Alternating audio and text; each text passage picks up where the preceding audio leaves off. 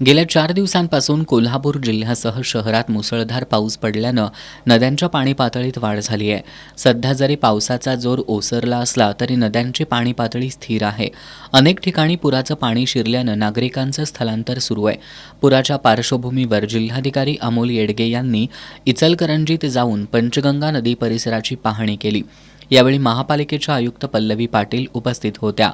पुराचं पाणी नागरी वस्तीमध्ये शिरू लागल्यास नागरिकांना सुरक्षित स्थळी हलवा, नागरिकांना खाण्यापिण्याची योग्य सुविधा पुरवा, अशा सूचना जिल्हाधिकारी अमोल येडगे यांनी केल्यात। कालपासून पाऊस कमी झालेला आहे, त्यामुळे जी आपली मुख्य धरणं आहेत, कोयना धरणातला जो विसर्ग काल 95,000 वरती गेलेला तो 70,000 वरती आलेला आहे। वारणेचा जो विसर्ग काल 30,000 प्लस गेलेला होता तो आता 7,000 वरती आलेला आहे।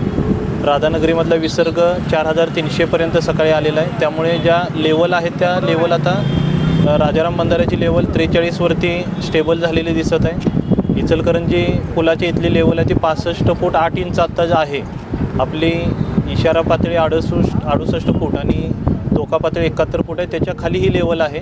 सुदैवाने इचलकरंजी शहरामध्ये अजूनही निवासी भागामध्ये पाणी गेलेलं नाही आणि आता पाऊस ओसरला असल्यामुळे निवासी भागामध्ये पाणी जाण्याची इचलकरंजी शहरामध्ये शक्यता नाही। कुरुंदवाडमध्ये काही 20 ते 25 घरामध्ये पाणी गेलेलं होतं, त्या लोकांना पण शिफ्ट केलेलं आहे आणि कुरुंदवाडमध्ये पाणी आता थोड्या इंचाने वाढत आहे। त्याचा इफेक्ट आहे तो स्टॅबिलायझेशनला येण्यासाठी एक 7 ते 8 तास कदाचित जास्तीत जास्त लागतील।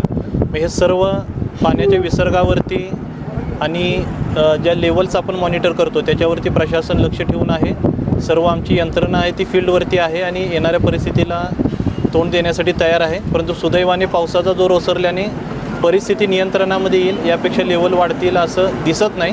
तरी सर्व नागरिकांना नम्र आव्हान आहे, आत्ता जे रस्त्यावरती पाणी ज्या ठिकाणी आहे त्या ठिकाणी वाहनं टाकणं किंवा स्वतः जाणं लोकांनी टाळावं आणि पुढचे 2 दिवस पाणीची लेवल कमी होण्यासाठी जर पावसाचा जोर जो ओसरलेला तो असाच जर राहिला, पाऊस कमी राहिला तर पुढचे 2 ते 3 दिवस पाणी कमी होण्यासाठी लागतील। तोपर्यंत नागरिकांनी काळजी घ्यावी, वाहत्या पाण्यामध्ये किंवा रस्त्यावरती पाणी असताना त्यामध्ये जाणं टाळावं आणि प्रशासनाकडून ज्या सूचना दिल्या जातील त्याचं पालन करावं। सध्या इचलकरंजी हुपरीला जोडणाऱ्या लहान पुलावर पाणी आल्यानं वाहतुकीसाठी हा पूल बंद करण्यात आलाय।